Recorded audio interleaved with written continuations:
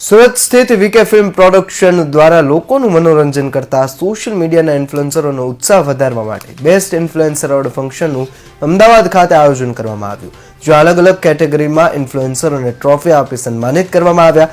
આ કાર્યક્રમમાં VK film પ્રોડક્શનના founder હાર્દિક Viradiya, CEO કોમલ શાહ અને ફિલ્મ જગતમાં અમદાવાદની સૌથી મોટી ડિસ્ટ્રીબ્યુશન કંપની રૂપમ એન્ટરટેનમેન્ટના ઓનર વંદન શાહ સહિત અને ખ્યાતનામ ઇન્ફ્લુએન્સરો મોટી સંખ્યામાં હાજર રહ્યા હતા, જેમાં મુખ્ય મહેમાન તરીકે ઇન્ફ્લુએન્સર ક્રેઝી ક્વીન ઉપસ્થિત રહ્યા. જુઓ ભારત ટાઈમ્સ ન્યૂઝ સાથે ઇન્ફ્લુએન્સરોની આ ખાસ વાતચીત.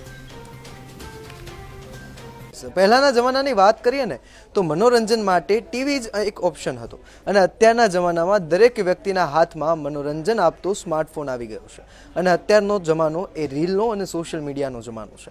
ત્યારે ઇન્ફ્લુએન્સર જે કામ કરતા હોય છે, ઇન્ફ્લુએન્સર જે રીલ બનાવતા હોય છે, તેમને પણ ક્યારેક મોટિવેશનની જરૂર પડતી હોય છે અને એવું જ આ જે કામ એક કરી રહ્યા છે વીકે પ્રોડક્શન હાઉસ, કે જેમણે ઇન્ફ્લુએન્સર્સ માટે એવોર્ડ ફંક્શનનું આયોજન કર્યું છે. આપણી સાથે અત્યારે કંપનીના જે સીઈઓ, કંપનીના ફાઉન્ડર જે છે હાર્દિક વિરડિયા જોડાયા છે. આપણે એમની સાથે વાતચીત કરીએ અને તેમને આ વીકે ફિલ્મ પ્રોડક્શન માટે થોડા ઘણા સવાલો પૂછ્યા. જી હાર્દિકભાઈ, તમે જે આ પ્રોડક્શન હાઉસ જે છે તમારું પીઆરનું વર્ક છે અને ઇન્ફ્લુએન્સર્સને એવોર્ડ ફંક્શન, ઇન્ફ્લુએન્સર્સને જે છે મોટિવેટ કરવાનો વિચાર જે છે એ તમારા મગજમાં ક્યાંથી આવ્યો? એકચ્યુઅલી આ સુરતની કંપની છે. આપણું કામ ગુજરાતી મૂવીઝને પ્રમોશન કરવાનું પીઆર એજન્સી છે આપણી. અને આ કંપની તો પહેલાં 6-7 વર્ષ બહુ જ મહેનત કરી છે, સ્ટ્રગલ કર્યું છે.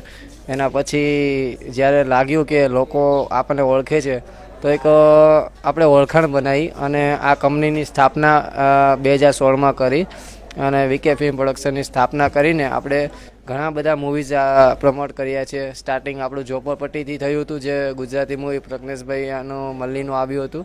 એના પછી હાહાકાર છે, જેનું સોંગ બહુ વાયરલ છે. 5 વાગ્યાને પગ મારા દુખે, અજબ રાતની ગજબ વાત, ભલે પધાર્યા. આવા એક પછી એક મૂવી આવતા ગયા આપણી પાસે. લોચા લાપસી મલ્લા ઠક્કરનું છે. એટલે આવા મોટા મોટા સારા સારા મૂવી આપણી પાસે કામ આવતા ગયા અને આપણે કરતા ગયા. હવે આપણી સાથે જે છે કંપનીના સીઈઓ જોડાયા છે, તો આપણે એમને જ પૂછીએ કે ઇન્ફ્લુએન્સર માટે જે આ એવોર્ડ ફંક્શન છે તે શું કામ કરી રહ્યા છે અને જે ઇન્ફ્લુએન્સરને જે છે મોટિવેટ કરવાનો એ વિચાર જે છે અને કામગીરી જે છે એ કઈ રીતની રહી છે?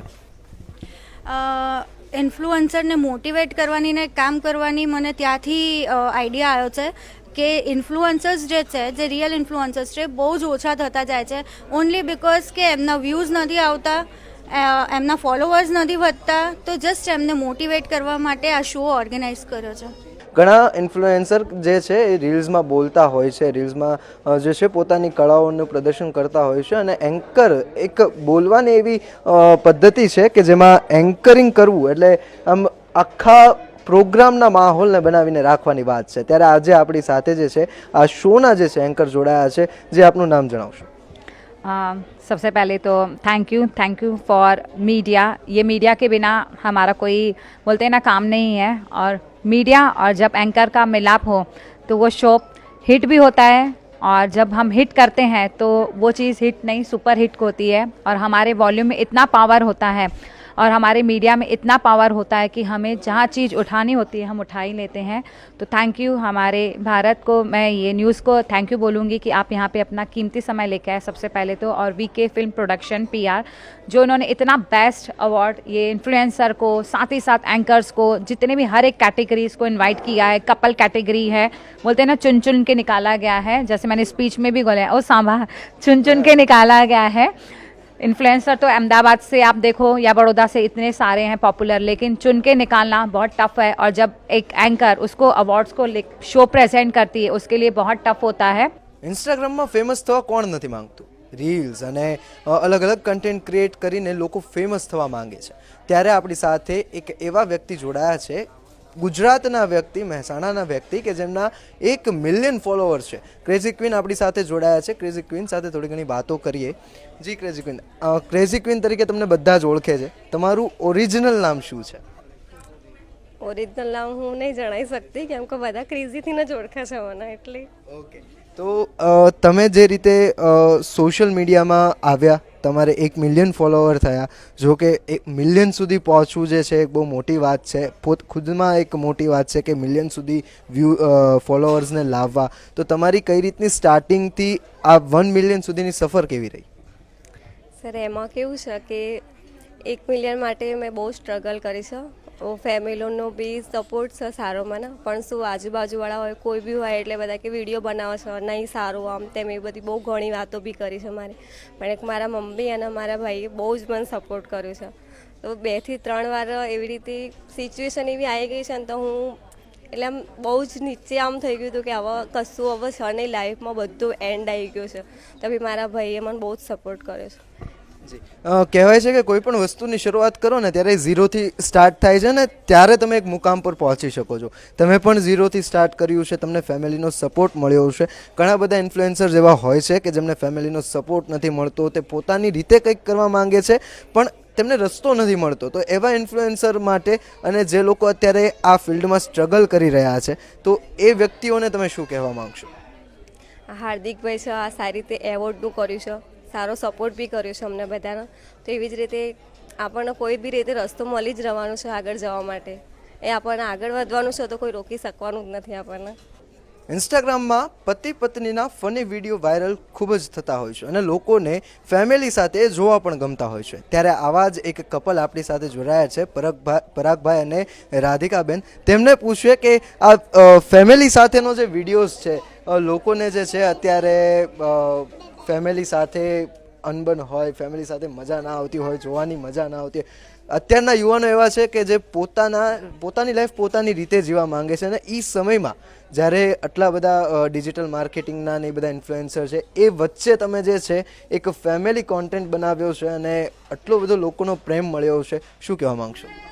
લોકોના પ્રેમ માટે તો સૌથી પહેલાં થેન્ક યુ કહેવું પડે, કારણ કે આજે જે જગ્યાએ ઊભા છીએ એમના પ્રેમને કારણે છે. અને ફેમિલી કન્ટેન્ટ બનાવવાનું મેઇન રીઝન એ છે કે નાના છોકરાઓથી લઈ અને 70-80 વર્ષના છોકરાઓ પણ દાદા દાદીઓ બધા જોતા હોય છે. એટલે આપણો વિડીયો જ્યારે બી જોતા હોય ત્યારે આસાનીથી શેર કરી શકે ને, એના માટે ફેમિલી કન્ટેન્ટ જ અમે બંને જનરેટ કરીએ છીએ. અને અમારું ફેમિલી છે એટલે પહેલો પ્રાયોરિટી એ જ છે કે ફેમિલી જોઈ શકે ને એવા જ વિડીયો બનાવવા. એટલે ફેમિલી વિડીયોઝ તમે બનાવો છો, સાથે સાથે પતિ પત્નીના જે ખાટા મીઠા નોકઝોકના પણ વિડીયો મેં પર્સનલી આ વિડીયોઝ જોયેલા છે એટલે પૂછું છું. તો શું ખરેખર આવી નોકઝોક તમારા ઘરમાં પણ થાય છે ખરા? હવે એ તો રાધી જ વધારે કહી શકશે અમારે થાય છે કે નથી થતી. બરોબર છે, એ બાબતમાં આપણે લેડીઝને પૂછીએ તો વધારે સારું રહે. Welcome to Bharat news ma'am. Sir video બનાવે છે, તમે પણ એ વિડીયોઝમાં હોવ છો. સરે જ્યારે સ્ટાર્ટ કર્યું અને સ્ટાર્ટિંગના જે તમારા વિડીયોઝ હતા અને આજના વિડીયોઝ છે, એક ઇન્ફ્લુએન્સર જ્યારે તમે જુઓ તો એ પહેલેથી કોઈ પણ વ્યક્તિ કોઈ શીખીને નથી આવ્યું.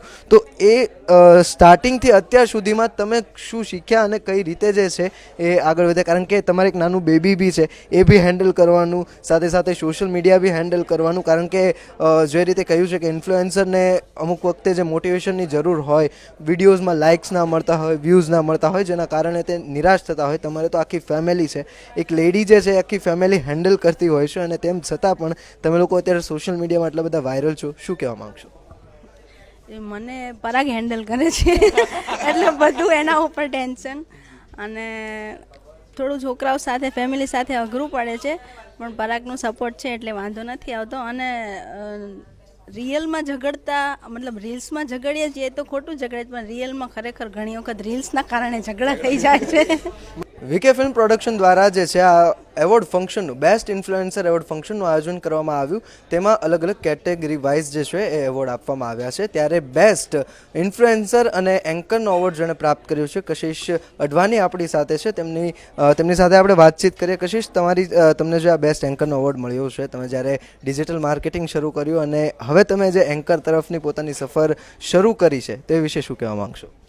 એકચ્યુઅલી હું બહુ ગ્રેટફુલ છું, કેમ કે મેં વિચાર્યું નહોતું કે હું મોડલિંગ ઇન્ફ્લુએન્સિંગમાં ક્યારે પણ જઈશ, અને એન્કરનું તો દૂર દૂર સુધી વિચાર્યું નહોતું. બટ એ કહેવાય ને, નસીબ જે લખેલું હોય ને એ જ થાય. અને બાય ગોડ ગ્રેસ મેં સ્ટાર્ટ કર્યું અને મારા જોડે ટચવુડ બધું સારું જ થાય છે. એન્ડ હોપ સો બધા જોડે સારું જ થાય આ ફિલ્ડમાં, કેમ કે બધા પોતાની મહેનતથી આગળ વધી રહ્યા છે. જેમ કે સ્ટાર્ટિંગમાં આ લોકોએ કીધું વ્યૂઝ આવે ના આવે, પણ તમે મહેનત ચાલુ રાખજો, એક દિવસ તો આવશે જ ને જે વિચાર્યું છે.